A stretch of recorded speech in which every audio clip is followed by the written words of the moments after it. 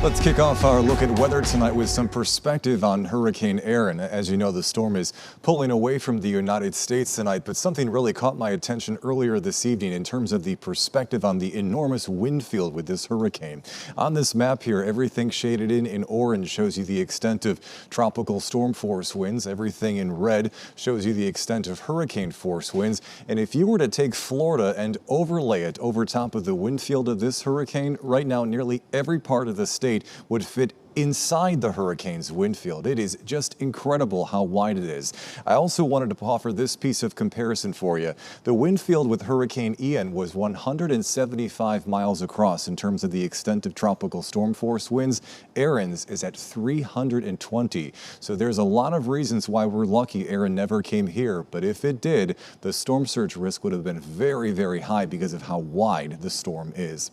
Thankfully, after Erin, we don't see any huge concerning signs on the horizon, at least here locally. You know, I like I mentioned at the top of the newscast, the National Hurricane Center continues to raise the odds of development on this tropical wave that's to the east of Puerto Rico. But the steering currents, look how they're going to work in our favor again here. The way this works here is each of these lines shows you different forecast models, idea on where this tropical wave may eventually track.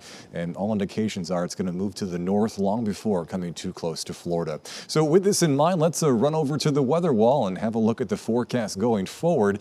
As you'll find, we're in a bit of a flip-flop weather pattern tomorrow. The winds are from the west, and when this happens, sometimes our best rain and storm opportunities actually arrive during the first few hours of the day, much like today when we had showers and storms working during the first half of the day west of I-75 before the lunch hour.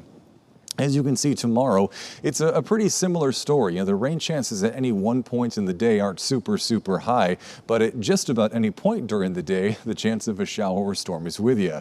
The reason why? Well, again, the winds are from the west, so in this kind of summertime type pattern, we can sometimes see a few showers or storms bubble up over the warm waters of the Gulf in the morning, and then the winds push them in from the west. The data's not going crazy on showers and storms tomorrow, but just remember, west of the interstate, the chances there for something popping up during the first half of the day.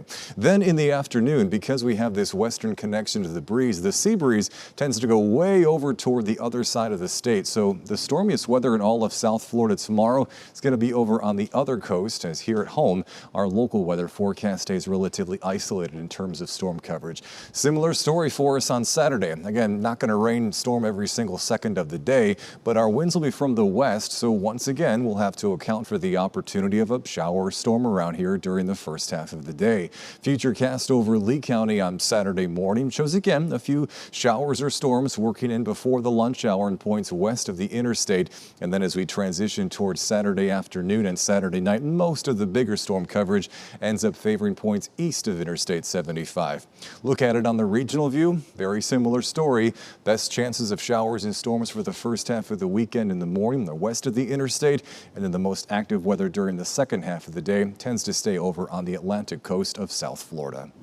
7-day forecast, overall looks pretty typical for this time of the year, but it's worth stressing that all of these showers and thunderstorm opportunities that we have going forward, just because of our local sea breeze. We see no indications of any kind of tropical mischief around here anytime soon, so things for us to be thankful and grateful for as we move throughout the now just about later parts of the month of August. All right, back to you, Peter.